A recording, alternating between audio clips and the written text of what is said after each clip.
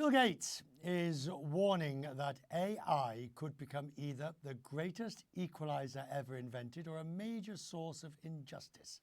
In a long essay, Mr. Gates argues that we're not ready for the radical changes the technology may bring. And he argues, unfortunately, right now, we are not preparing for it. I don't see evidence that leaders, experts, and communities are confronting the challenges adequately. There's no plan to ease the entry into the AI era. Gates was speaking to Anderson Cooper last night and shared the following idea on how to protect jobs. I even go as far to suggest and start a debate on, should there be areas of jobs like childcare or some role in mental health, helping people? Should there be a number of jobs that we literally reserve and say that we don't want the AI to take over those activities? Connor Leahy is the U.S. Executive Director of ControlAI, a nonprofit dedicated to preventing existential risk from the superintelligence. Obviously, I imagine you agree with the majority of what Mr. Gates has been saying, and have probably been saying the same thing yourself. But the real problem is, we've been at this now for a few years and no one's listening. The leaders, the blunt truth of what Gates says in his articles, leaders are not putting in place the policies necessary. Bill Gates has been on the record as far back as even in 2023 saying that AI and the mitigation of the risk of extinction that could be posed by AI should be a global priority. And unfortunately, to a large degree, what you're saying is true, is that not that much has changed since 2023. But as someone who speaks every day with members of Congress and other people in Washington, D.C., things are starting to change. The general public sentiment has been just a landslide change against technology and AI for many, many reasons. And we're seeing more and more policymakers starting to realize, oh, what are we actually dealing with here?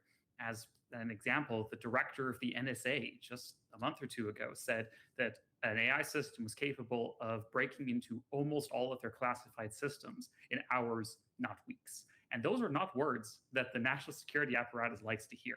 So the movement is starting to happen, but there is so much work still to do. But nobody comes to this table with clean hands, because some of those people who are worried about AI's existential nature are the very same people who will happily use it for their own advantage. It's not quite NIMBY, but you get the point. And that's really the problem. Companies say everybody else, well, we must protect other people's jobs. But if I need to lose jobs to make savings, then that's okay because it's my factory. And I'm a good guy. Absolutely. This is a very classic economics 101 public goods problem. If you run a chemical company and you could make your product cheaper by polluting nearby waterways, well, maybe you're a nice guy and you won't do that. But the guy down the road, he might start a new chemical company, pollute the river, his product is cheaper than yours, you go out of business. We have a standard solution for these types of problems, and it is regulation.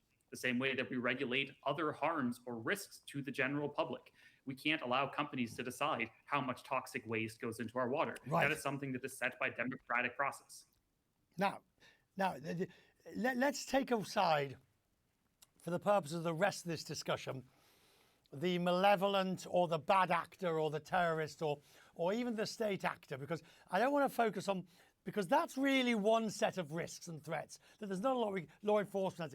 I'm much more interested in the societal risk that comes from an adoption of AI, like Bill Gates was saying, that we failed in the fourth industrial revolution, and we failed in dot-com boom and bust, and millions of people were put out of work. But this time we're talking about potential of tens of millions, hundreds of millions. Yes, absolutely. I think you hit it right on the head. Is that to a large degree, we failed to regulate and integrate, say, the internet and social media in a really pro-positive way into our society in many ways. And now we have this even more crazy technology coming about, because it's very important to understand that AI is very different from traditional software. Traditional software, is written with code line by line, telling the computer exactly what to do.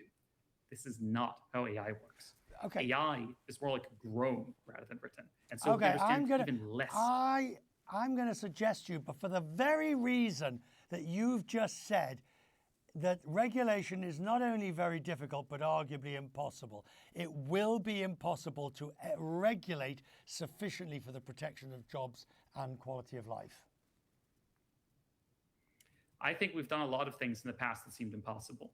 I think we managed to avoid a nuclear war.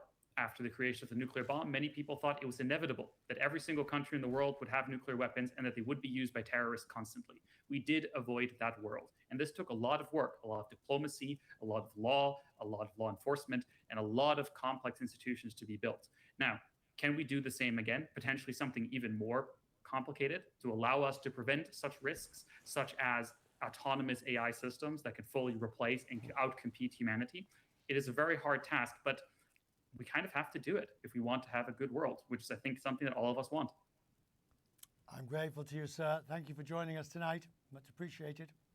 Big issues that we'll only talk about here on Quest Means Business.